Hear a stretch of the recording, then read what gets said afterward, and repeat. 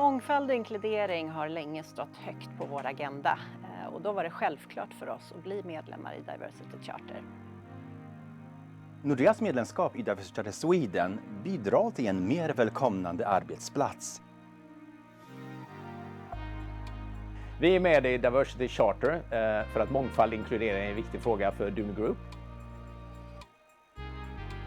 Det finns ingen bättre forum än att vara med här just nu där vi har företag som jobbar med exakt samma frågor. Så det här blir en källa till kunskap.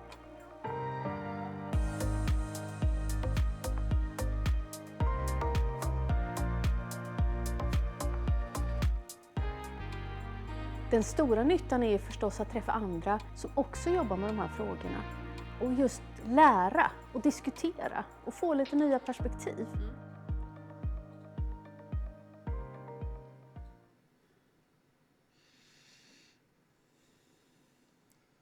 Good morning everyone and welcome to this Friday lesson. My name is Anna Karlsson Sigstedt and I'm the Secretary General for Diversity Charter Sweden. And I would like to say a special welcome to all my EU charters and their signatories, or the members you might say. So we offer this to our signatories last Friday each month and we have different subjects. And this Friday we will talk about pay transparency. And we don't only have this digital seminar, we also have follow-up meetings in 5 big cities that will come up next week. So if you are in Sweden, you're very welcome to Jönköping next Wednesday. And next Friday we will have lunch meeting in Gothenburg and Umeå. And then we will finish up in Malmö next Monday, the 8th of December. But now let's start with the pay transparency today. And the moderator is Nicole Williams. Thank you. Thanks, Anna. So again, a very warm welcome to you and good morning. My name's Nicole Williams and I will be the moderator for this extra special Fredagskunskapen, or the Friday Knowledge Learning session. And Diversity Charter Sweden, as Anna mentioned, we run this session once a month. And it's a little bit special this month doing it in English, and the reason we're doing that is because we're celebrating 15 years as a diversity charter. And Diversity Charter Sweden is a member of the European network of charters that spreads across the 27 member states across Europe. And the purpose is to promote diversity, equity and inclusion in the workplace, and that's exactly what we hope to do here today. As I mentioned, we're running this session in English, and I'd again like to welcome, especially warm welcome to our guests calling in from across Europe. It's quite special to have you with us, and we're really keen to share our knowledge and experience beyond our own borders this morning. We will be, we do offer subtitle option in 5 different languages, Arabic, French and Spanish, as well as Swedish and English. So make the most of that opportunity if you'd like to. The EU Pay Transparency Directive will come into effect as of June 2026. And the purpose of this directive is to promote fairness, clarity and trust in the workplace. It's not just about compliance, but it is also really about creating a transparent and equitable pay practice across the board for everybody. It's a directive that I'm personally very excited about, and the reason for that is because I have my own experiences as being a newcomer into the Swedish labour market and going into a recruitment situation and not having a network or any sort of insights into what the salary situation is for the particular job. And my experiences have been that it's quite confronting to go into that recruitment process and be asked about salary expectations without being able to do any sort of benchmarking. And I've met many people over the years who have found that a confronting situation.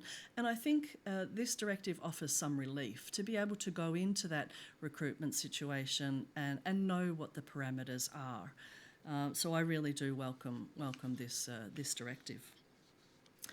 But we do have 3 guests here with us today, and they are going to tell us more about the ins and the outs of the Pay Transparency Directive. We have Tarek Qureshi on it with us, and he's online. And here in the studio with me, I have Bernhard Zacco and Anna Gulliksen. So welcome to the 3 of you. And in the chat, monitoring the chat, we have Sarah Sadarangani from Unicus, and she'll be looking for your questions. So we really encourage you to use the chat and ask your questions as we progress through this session. But before we start, we have a couple of questions for you. We're really keen to hear from you about and know what size the organisation is that you work with or work for. And so hopefully on the screen you can see a QR code that you can access the survey. So tell us, what size is the organisation you work for?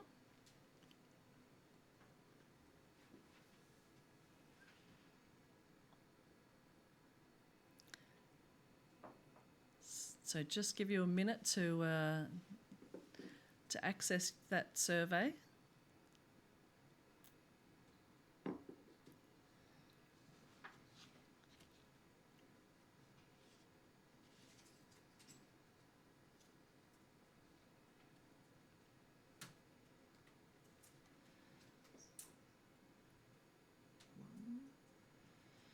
Great, first responses coming in, so good to see that it works.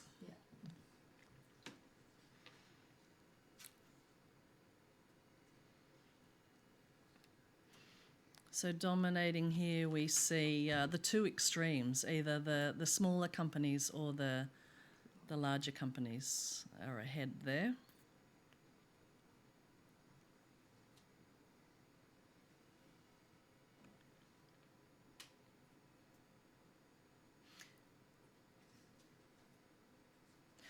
Okay, so then once you've answered that, you can go on to the next question.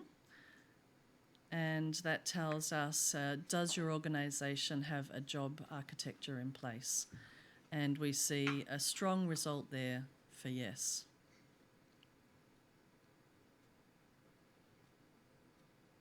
Great, so thank you so much for responding to those questions. That gives us some good insight into who we have in our audience.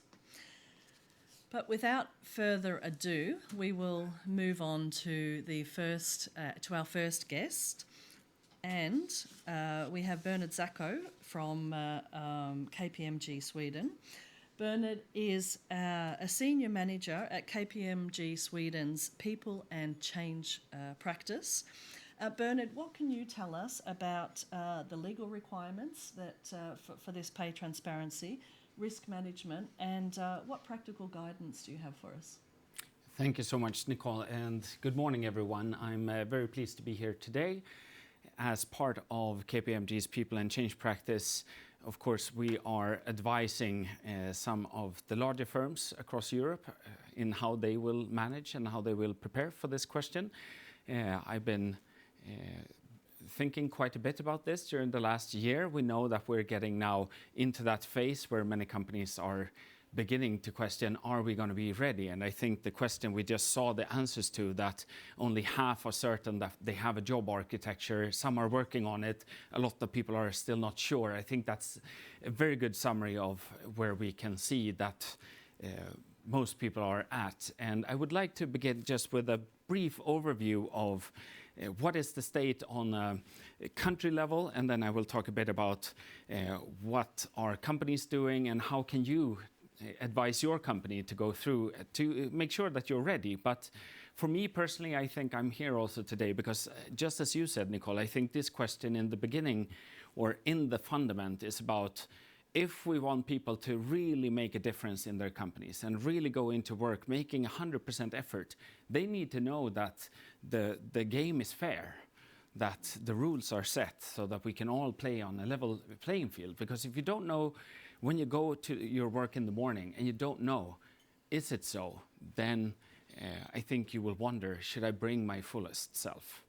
But if I begin, and especially happy to have a lot of participants in this meeting all across Europe, I would say that as of at least the beginning of November, when we did our latest scan on what is the status when it comes to the legislative side, I would say that Sweden and some other countries such as Finland, Lithuania, Belgium and Netherlands were really at the forefront when it comes to at least publishing what type of legislation do we believe that will go from the EU level to a national level. So what is actually true, as you see on the map, is that most are covered in white, meaning that most countries have not published and shown exactly what they're supposed to put in requirements for all companies to adhere to. There are some exceptions. I would like to point out Poland, who actually decided to divide the directive, and they really went forward with the job ad, as you were saying. They have already brought forward legislation that says in job ads you have to publish some sort of pay range. But I think this is good to know when we think about, are we on time or not? What is happening? So really, we will probably expect to see in most countries such as Germany and France has said that end of this year, beginning of next, that's when we're going to find out what will this actually mean on a national level.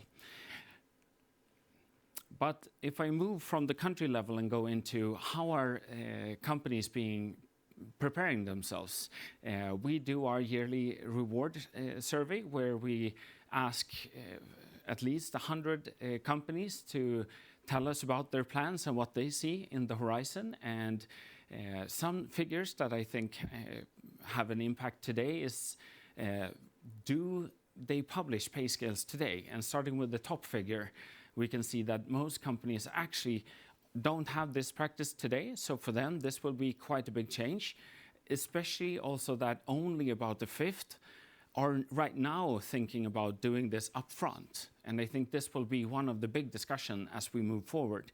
When in the process do you really have to publish the pay data?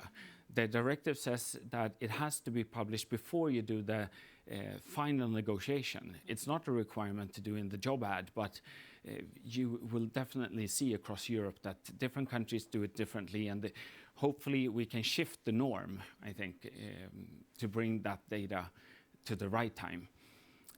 However, I would like to point out that if you look at a lot of countries, we have already had some legislation in place, meaning that about 80% both have a grading structure and a pay structure. So there is some preparedness. We come from a history of having worked with different type of regulations that have forced companies to start getting a bit of structure. But that still means that about 1 in 5 don't actually have a structure that they will have to report on. And I think that will be something that will, in due time, probably catch up to them. But why does this really matter? I think it's 3 reasons. Of course, the first one is you don't want to be late and act under time pressure. That's, I think, one of my key messages today. Please act in time. It might feel like you're ready, but it's better to look into how ready are you now, so you don't end up under pressure to become compliant. Secondly, I think we will discuss more this. I think at least for the first movers, the early adopters, the people that really see this as part of their overall branding. And I'm going to be excited to hear about Anna, your experience, because I think that modern employers that see that they want to get the best recruits, they probably have to be out there and say, you know what, this is part of our brand. You can trust us. It's about fairness. We want to really be a company that shows that we have our things in order. And I think, of course, on the downside, there's the reputational risk. If you become the first company that will end up on the headlines when this takes into effect, you don't want to be there. And in the end, this is about risk mitigation. You want to be on top of things. So how do you handle to become top of things? I think, firstly, it starts with the foundation. Setting a good job architecture, meaning that when the directive asks you that we need to have a comparison among job groups, you really need to know what is similar type of jobs. And to that, of course, we want both the job grading, but we also want the pay structure that is clear. And this is probably something that most companies have, but it's usually in different states of maturity and how well it's updated. And of course, we're also very much affected by a lot of jobs are changing. What is the description really, especially with all the AI that is coming into effect now? So what is actually the job that we're requiring you to do? With this, the second part, you need to have a governance process, meaning that from now on, how are we going to add new jobs? How are we going to sign off on changes when it comes to job levels? It's going to require quite a bit of training, I think, both on the HR and manager side. I will come back to that because I think part of this is something you can do centrally, but in the end, it will probably be a bigger cultural shift that is needed. But having a good governance process is connected to having a good foundation. Then I would really recommend everyone, the step 3 is that you actually do this analysis beforehand, meaning that you check out what will your results be before Tarek and the Ombudsman really requires you to do the reporting. So you can really measure out and see what type of differences do we have. Do we have that people that are with more than 5% difference, meaning we have to take action? So please talk to the people who know your numbers, and there are lots of actors out there, I think, who can help with that. But then I think getting into perhaps what I think will be underestimated, that will probably take, depending on what type of history you have in your country, especially if we talk in Sweden, I think it will be quite a big norm shift to say that we have to talk about salary. I know in Sweden it's actually, usually we say that it's quite personal information to talk about what are the pay ranges. It's not usually something we want to be transparent about. So I think asking all the managers in a company to say, you know what, you're not allowed to ask what people have earned before. Of course, we can talk about expectations, but I think that will be a big shift. And this is something that you don't want to slip up on. And changing that, which has been in a certain way for many years, that requires a bit of change management. And of course, I think being a leader of a company, you need to step up and say, you know, this is part of who we are. Our DNA is that we want to be that fair and trusted employer. And last but not least, I think it will be interesting today to keep discussing on really the reasons why we're doing this. But when I speak to a lot of management teams right now, what is actually occupying their mind is usually the 5th step, which means getting all this data together. I know there's a lot of pay data still being hidden in different Excel files and random systems, many systems, and I think that process of really making this hopefully automated, but investing in how you bring this together. This is probably the challenge that will take time now. But once you set that in place, then we can get on to the more interesting discussions of how we become the most attractive employer. So to summarize my point of view, I think even though we're getting squeezed on time by different countries not really publishing the legislation, given that it's going to fall into effect next year, I think that we still, all the companies and everyone who's on this call, I would really recommend you to either review how does it look today, so at least you know your starting point. And if you don't have anything, then you should probably allocate quite some resources during next year to really make sure that you have that compliant structure. And last but not least, do the calculations beforehand, because it's going to get very personal. You're going to have to go into certain individuals and really, how do we now do this when we realize we probably have historic mistakes? And going into having a plan, how do we deal with the discrepancies if we have any that shows up? So that will probably be my key messages for today, and then I'm looking forward to our discussions. Thank you so much, Bernhard. So, our next guest with us today. Try to address Tarek. Sorry? Try to address Tarek. Tarek, are you here? Tarek, are you with us? Do we have you in the call?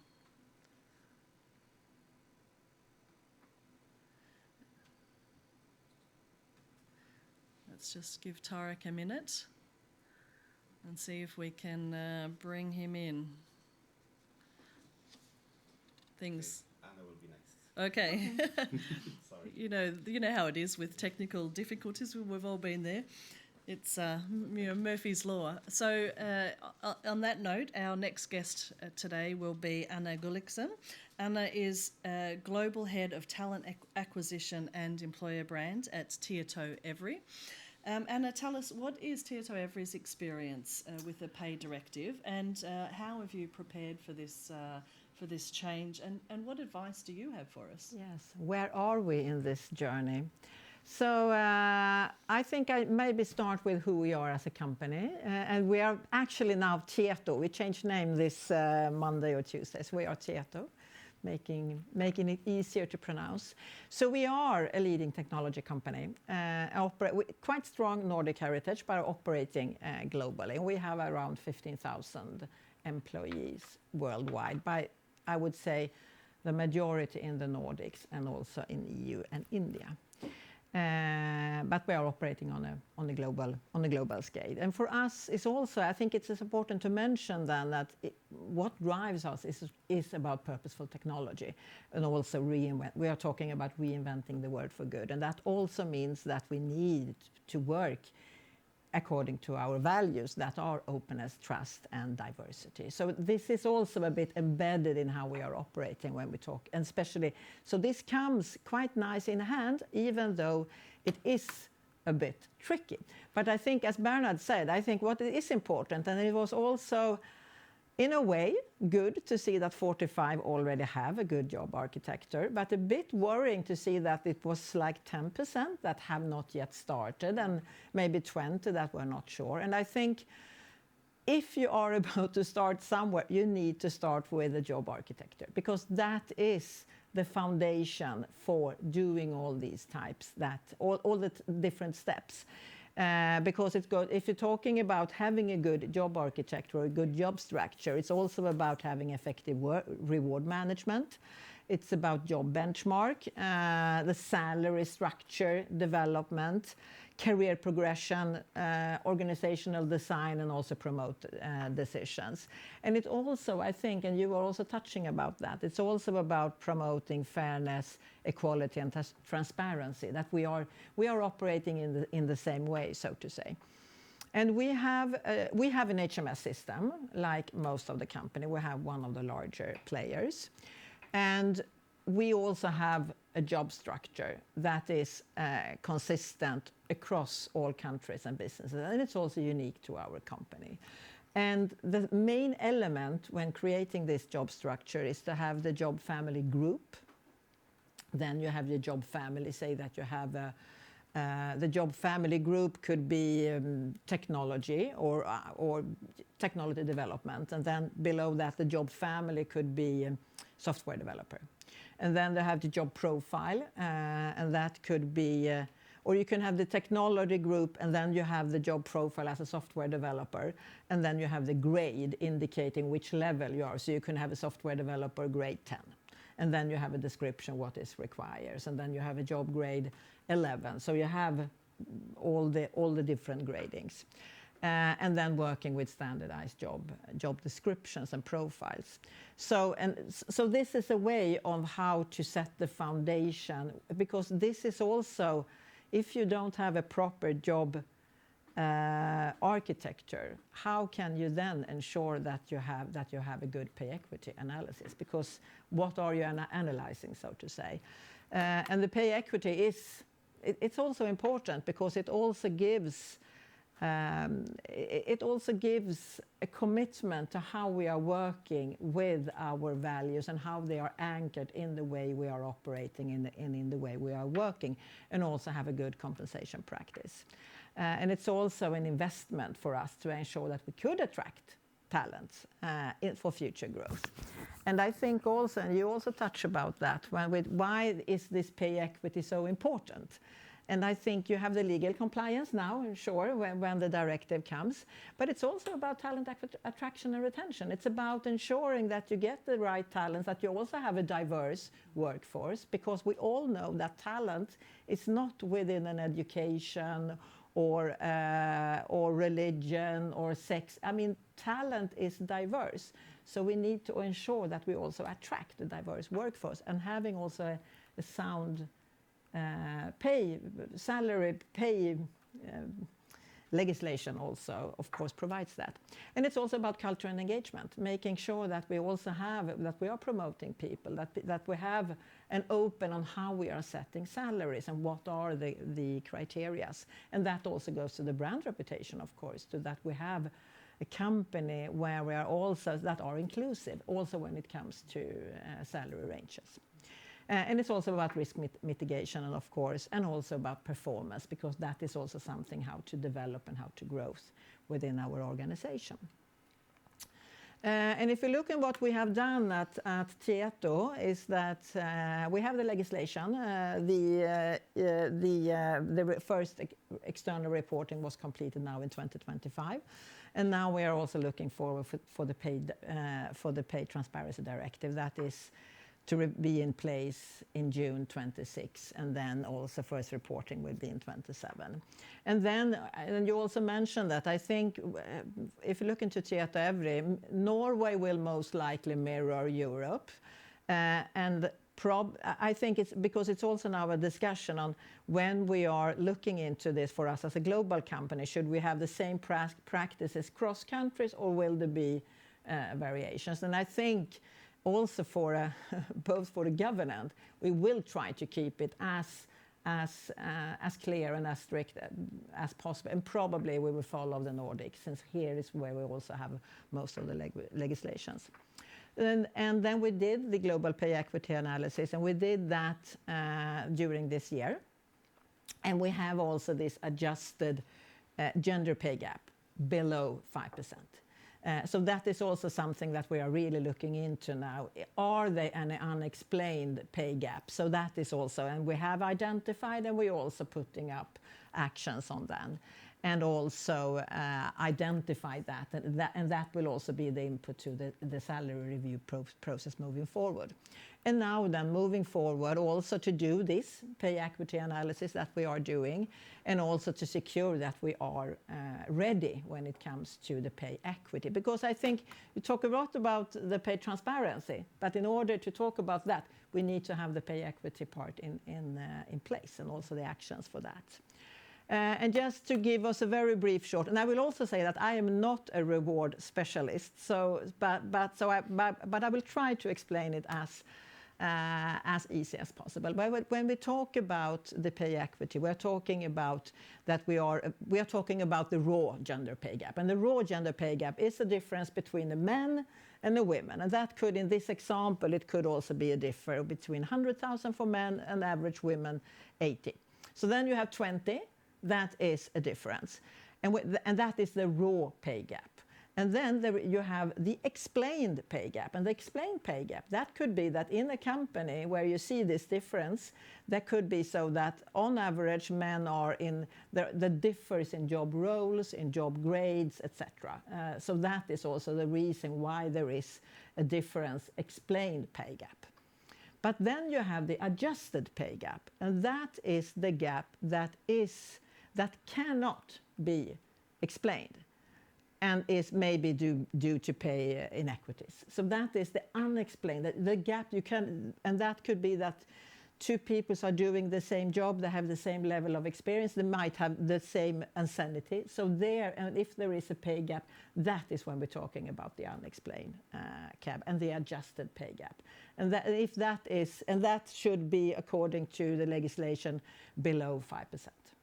Of course, we want to target for 0, but they have put it as below 5%. So that is also where companies are also putting in action if they are identifying what type of actions do we need to ensure that we are compliant. So that's the pay equity analysis. So for us, what is next now? Doing the pay equity analysis and also putting that in place. And that you mentioned that about job ads, because it is also so that employers need to provide information about the salary before negotiations. And that could also be, how will we then inform the employers about the current pay level or salary range? Should it be in job ads like many companies are looking at, or should you do it in other ways? And I think you also need to reflect on when you put it, if you are being monitored by Diskrimineringsombudsmannen or someone else, you also need to prove it. So you can't just say that we are doing it. You also need to have a documentation or a process that when you also can audit or follow up, so to say. So I will assume that most of the companies will probably go for the salary range, and I think also that also gives both the company and the person knows what are we talking about, what are the salary range for this type of job. It could of course be discussion if you have a company that are not that attractive, and you have, I mean, if you talk about Sweden, we have Spotify, who is extremely attractive, and of course if we and Spotify are looking for the same role, the same position, and with the same salary range, it might be so that Spotify will get more applicants than Tieto, but I think also how if we don't put it there, how will we then monitor it? But you could of course discuss how to do that. And then it's also about what you mentioned. It's also about, we cannot ask about salary history or pay history. We are not allowed to ask about pay history, but we cannot talk about salary expectation or salary range. So I think that will also be a bit of a shift in behavior and what are we talking about, but you are allowed to talk about salary expectation. And I think also that is also makes it clearer for both the company and also for the hiring manager. And then you have also the right to information for employees, that they will have the right to request information about their individual pay level, and also the average pay levels broken down by genders or categories of work doing the same thing. And there is also something, how will we then handle that? And that is also something that, this is what's next. So we haven't fully landed in this, but this is topics that we are discussing. And I think for us also, we try to put it more in a process. So it's about setting the policy and process development for us as a company. We need also to set the global rollout. How will we handle that? It is a lot about communication and training, and also the compliance report. And I think actually, if you're talking about communication and training, because salary is quite complicated. And I think to do a proper understanding on how a job architecture, how a salary is set when it comes to roles, when it comes to responsibilities, when it comes to ranges, when it comes to expectation, I think to understand how that is, it would probably also make it easier to understand where there are differences, because there are differences in company. And you can have quite a large range, even though you have the same job. And that range could be on experience, expectations, insanity, etc. So I think, but if you understand that, and if you are if you are in a salary range and you are in the above range, and you are a medium performer, with a salary review, you might not get as much as someone who is in the lower part of that salary range and is a high performer. So I think it's also to understand all the dimensions when putting salary, and I think that is super important now when we will have when we will be as company more transparent. So I think I will stop there. And now, do we have Tarek with us? Yeah, great. Thank you so much, Anna. Lots of questions in my head, and I'm sure plenty of questions in the audience as well. But first, we'll just check. How's it looking? Do we have Tarek on the line? We do not. No, and he tried 3 different options for connecting, so we will share it after. Okay, so we will share Tarek's information or slides as part of the presentation pack. Unfortunately, we haven't been able to get him to call in today. As I said, technical difficulties, they're always a risk, aren't they? But perhaps, can either of you just sort of give any insights into what Tarek was going to cover, and that is just sort of the directive itself and what role the agency. Are you able to sort of, in the meantime, maybe you don't quite dare go into that, but we can try. I think we can try. I think that key parts. I think that Tarek would cover, of course, and I think we've tried to cover like the effects of what the differences will make. But I think if we want to break it down into the basics, so we're talking about pay transparency, meaning that employers, you have to be transparent. And I think we covered now a lot about the job seekers, but you also covered the very important part. We have to suddenly be transparent internally as well. And what we have to do, and when we're talking about the pay equity reporting, it's really about, it's not disclosing what you actually make in absolute figures. It's about getting the ranges and understanding compared to the range and the average. Where am I if I'm in the company?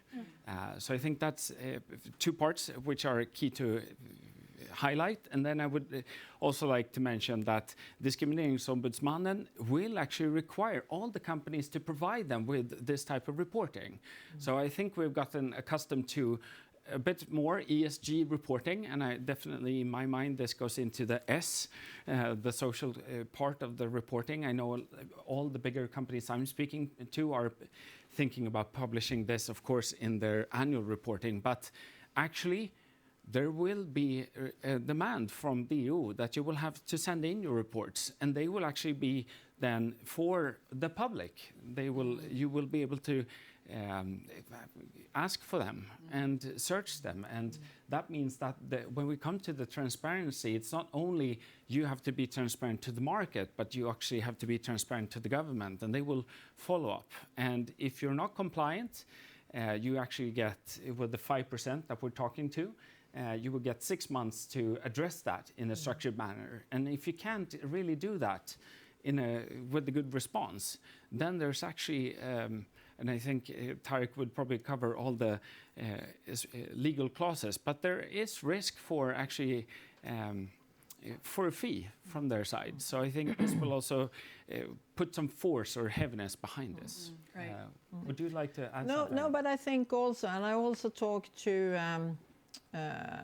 Almega, Tech Sverige. I don't know that in English. Was it the employee associations, about how they are interpreting this directive. And I think for us as a company, I think we really embrace, because I think we all embrace the opportunity of also have a more fair and transparent way of work and how to attract talents. I think we all embrace that. Then we need to work. We need also to make sure it works in practice. So we need also to have practical and sometimes maybe be a bit pragmatic on what works and what will not. So I think, and that is, as I mentioned, the how to make sure that they get the job information in the right time. How do we ensure that we do that? How do we ensure that we talk about salary expectations rather than actual pay salary? And how do we manage that the internal employees also have information about where they are in the family? And I think that also comes with the communication and training. But I think we also need to make it work. We don't want to have more administrative talks. So we need also to make sure that this legislation also comes well in hand. And I think in Sweden we already have these Lönetransparens directives. So I think we are quite mature when it comes to that, at least for the larger companies. Yeah. And if I might add, I think it's worth to put into perspective that this will probably be the biggest change when it comes to the legislation in Sweden since 1994, when they put in the first pay analysis demands. And it will be interesting to see what happens in the because I know this is a big change for DU as well as an organization. They've been receiving now lots of funds and really taking this seriously. Now, we asked a question right in the beginning of the session, what size company people or how many employees people have in their organization. What can we say about company size in this matter? Yes. Do you want You can say. So what we can see is that, and the reason I think we structured the question that way is because that is there has been a reflection in EU that we don't want to add unnecessary bureaucracy to all companies. So they divided and said that if you're below 100 employees, you don't actually have to follow the directive. I would, however, like to recommend that if you plan to grow, you should, of course, put the foundations in place. And it also comes with the branding part. But then the different sizes actually comes down to how often do you have to report. So if you're a small to big company, 100, 150, it will be enough to report every third year. And then the next size is you will have to begin reporting every year. So it's about how often do you have to be reporting and do this job. And of course, the expectation is that if you're a smaller company, it will probably be a bit more manual. But if you're above 250, you probably get the HMS system or some sort of system support to do this automatically, and then they require every year. Okay. Thank you, and thank you both so much for covering a few of the gaps there. So let's take a look now at what sort of questions have come into the chat. And the first one I can see, and I'm sure there are many questions still on your mind. So let's see what we can address. The first one is, how should we handle the decentralized structure for companies or organizations that are that have different companies in different countries. So decentralized organization with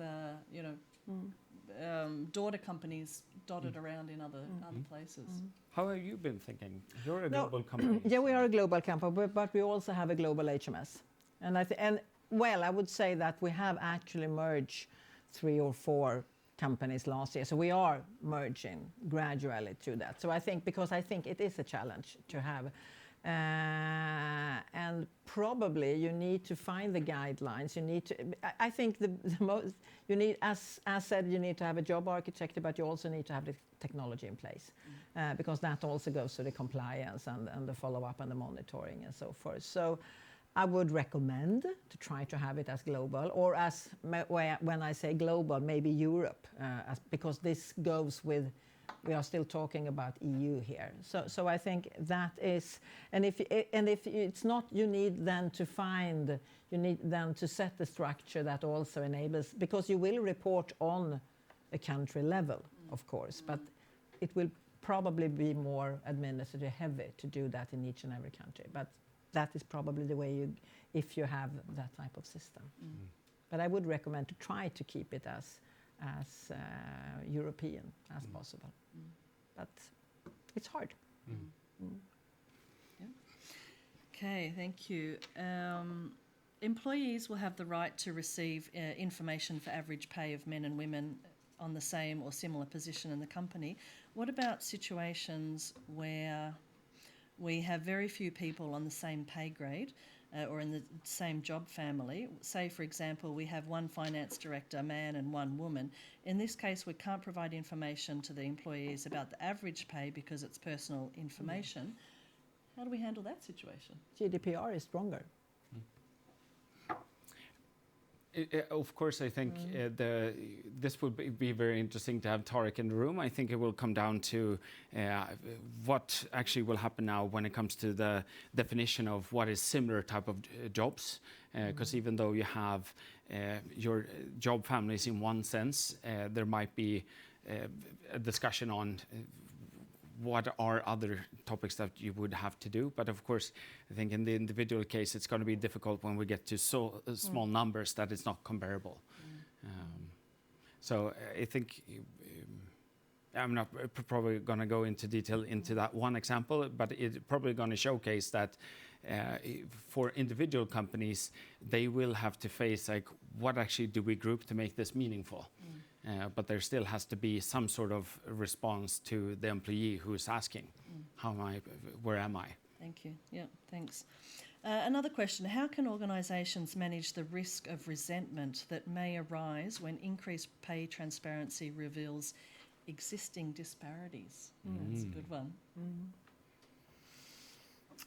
Yes, but I think a start is to acknowledge that there are, and also provide a direction of how to act within it. I think, we have what we have, so to say, and I think most likely it is an effect also about, it could be market conditions when you have been recruited or hired, or different strategies and so forth. But I think you need also to acknowledge that. I mean, that's the good crisis communication. You need to acknowledge, and then you need to have a good action plan how to handle it. Because the reality is where we are. But if you as an employee also can see that the leadership is actually putting actions on this, that is a good way. Because and I think most of the company are not doing this deliberately. It's so many because it's quite complex. So they have maybe not understand. So I think understand and also have a good action plan on how to address this moving further. Because you can't hide it anymore. I think that was a very good answer. I think you have to be on top of it. Like I think we're both stressing here today, and I think part of what you actually have to provide to the EU is, of course, also that extra analysis, what has happened with paternity leave and other things. And I think that here we come down to different norms in different countries, what has been and what has been regulated. It will hopefully lead to that discussion of how can we explain to our employees what we actually want them to achieve at work, and what is the plan going forward? What do you need to do to take that next level in your career? But I'm born an optimist, so I usually want to see that. Of course, the starting position might be tough, but it's not going to be better because you hide it. So we bring it forward, we work on it, we improve, and that's why I also think we're standing and wanting to do this communication, because it's so important that you're ahead of the curve, so you don't get suddenly aware of this when you run the pay analysis and you suddenly realize we didn't have a plan. Because then, people will actually, hopefully, they will see and be able to see what other employers offer. So I think, of course, the risk will usually become that if you haven't treated your personnel truly well, I think the discussion will come up, will they not seek other opportunities? Thank you. Another question we have here is, how can organisations make sure they look at the pay gaps caused not just by gender, but also by things like ethnicity or having an international background? That is not a part of the directive.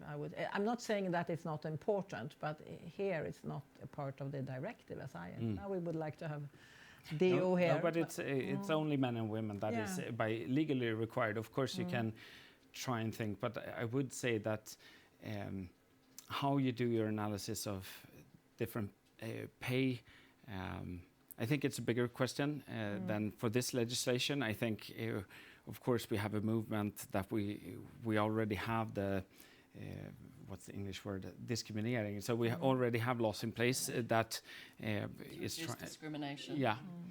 So I think if you believe that would be the case, there's probably other laws to apply, and I would say in this case the analysis is much more around what EU has said now has been historically proven, and that we have lots of data around. I think other factors are quite complex to delve into, and of course what employers are required to talk about is very objective criteria that need to be linked with performance.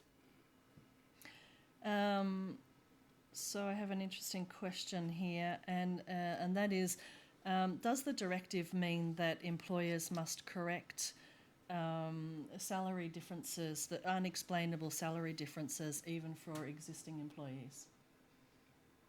And perhaps that's but the short question is that if you run the analysis, you have more than 5% difference, you are required by DO to come up with either a very good explanation with objective criteria, and then that we will probably see legal precedent, what is okay and not. But if you don't, you either have to address it and make amends for it, or you can choose to go down and have a discussion with the EU and some legal fees. So that is actually the purpose, of course. But it is a timeline. You need to do it. Is it within 12 or 6 months? 6 months. And you're supposed to involve also, if you have union representatives, to work out how do we do this. So it's probably one of the things we will. Hopefully the discussion will both be between employers and their employees. We do, however, know that for most companies, at least if I look at the clients I have in Sweden, this is usually not a big problem within companies that have worked with this for quite a bit. So, but we'll see. Thank you. We have a lot more questions in the chat, but and we won't get a chance to get through all of them. So I encourage you to continue putting your questions there, and we will respond to them after this morning's session. I have one last question for the two of you. You know, we hear that it is a really big change, both structurally, but also in terms of our culture and our the way we do things, our mindsets, right? How do we prepare our leaders for this change? Because I hear that they are going to have some difficult conversations. I think, as we talked about, the communication and training and talk about this. I mean, you can set a good process and policy, but that will not fly if you not talk about and make them understand. And I think it's about, as we talked about before, especially when hiring people, that you talk about salary expectations. You ask about salary expectation, and also ask about salary range. That because you can still ask. You can't ask about current pay history, but also, and I think in a way that also is more relevant, because what is relevant is how have we framed this position, this role? What do we see? What type of salary is required in order to perform and to do the task that is expected in this role? So it's a more sound and practical dialogue, but you need to discuss and prepare. I think you're absolutely right, and I think in my mind it comes down to this hopefully a red theme today for me, which is about you want the leadership to look you in the eyes and say, I want you to come to this workplace to bring everything you have. Here's how I think that we have structured our pay for this position. This is what we expect of you. If this happens, you are on the right path. And hopefully we train the leaders to see this discussion as meeting humans and really having that discussion. What do I need to make as a leader to make you come with everything you have, all the capacity, all your engagement to work?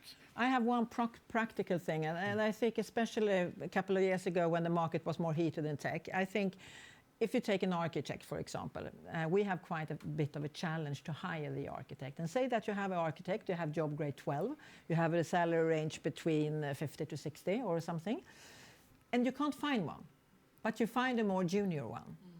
And that, I think, because it's no problem going above, it's no problem hiring a more experienced, but it could be a challenge if you have hiring a more junior because you can't find someone. So I think that is where we need also to have a discussion on how to do it, so we don't get the EU to say that we have discriminated. But the reality is more we hired a more junior to do, and then you need also to adjust, of course, the expectations on that person. But I think that might be some of the changes for us as companies. Thank you both so much for sharing your knowledge and your experience with us today. Sorry you couldn't join us, Tarek, but we will share your presentation with our audience after the session. A very special thank you to all, both to our guests, but also to our audience for joining us here today. We really hope that this morning's session gives you greater clarity about what the directive is and what it will mean for us as organisations. We also hope that it gives you some direction in terms of what your next steps are in preparing for the directive. But finally, we hope that that we leave you feeling optimistic about what this means in terms of creating a level playing field for in the workforce and in the labour market. And on that note, I'll hand over to you, Anna, to finish up. Thank you, and thank you so much for this interesting morning. I think we got lots of new information, and hopefully this will be like a good start for you.